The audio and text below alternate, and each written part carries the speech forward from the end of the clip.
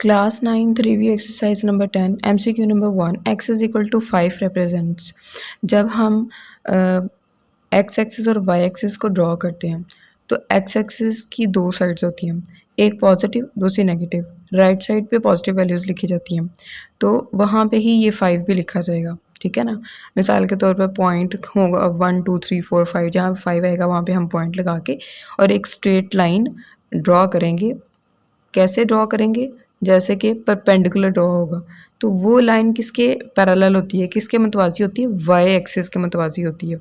इसलिए वो कह रहा है कि जब हम x इज इक्वल टू 5 करेंगे ना, तो यानी कि जो पॉजिटिव साइड पे जहाँ पे 5 लिखा होगा वहाँ पे एक लाइन ड्रॉ करेंगे लंबाई के रुख में, ठीक है। तो वो वाई एक्सिस के पैरेलल या उसके मतवाजी होगी, इसलिए डी वाली ऑप्शन ठीक है। Line parallel to Y axis जो कि वाई एक्सिस के मतवाजी होगी, ये जो मतवाजी के सिंबल से भी आपको पता चल जाएगा।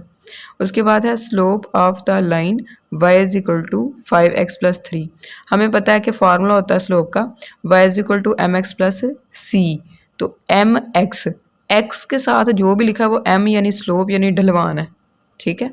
तो उन्होंने यही पूछा हुआ यहाँ पे कि स्लोप क्या है, तो x के साथ जो कॉफिशेंट लिखा हुआ है ना 5, यही स्लोप है, ढलवान है, यही ग्रेडियंट है।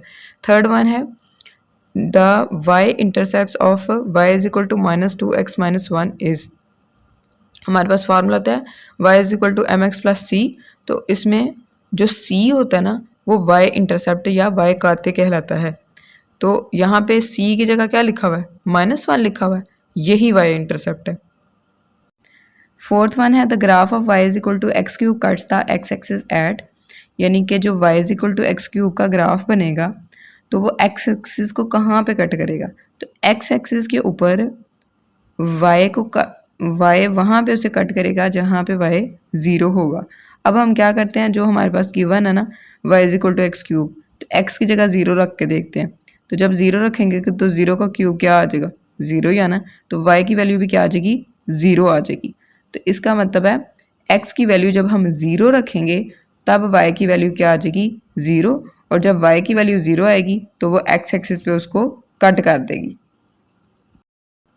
फिफ्थ वन है the graph of 3 raise to power x represents, 3 के ऊपर पावर में आ गया x, ठीक है, एक्सपोनेंशियल फॉर्म है इसकी।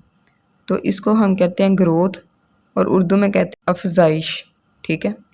और वैसे भी पावर जब पॉजिटिव होती है तो ये ग्रोथ का सिंबल होता है, एक्स के साथ कोई नेगेटिव सिंबल तो नहीं है, पॉजिटिव है तो ये ग्रोथ हो रही है। The graph of y is equal to -x² plus 5। अब ये एक्स स्क्वायर से पहले देखे क्या लिखा हुआ है? माइनस लिखा हुआ है।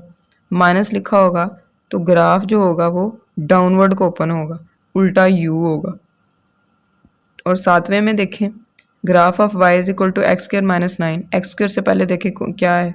कोई लामत ना हो तो प्लस होती है, तो इसका मतलब है जब प्लस होगी तो ग्राफ अपवर्ड को होगा, सीधा u ऊपर की तरफ को खुलेगा। एट्थ वन है y is equal to 5 raise to power x is dash function.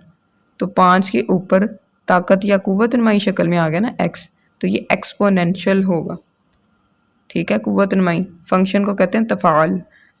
उसके बाद रेसिप्रोकल फंक्शन है।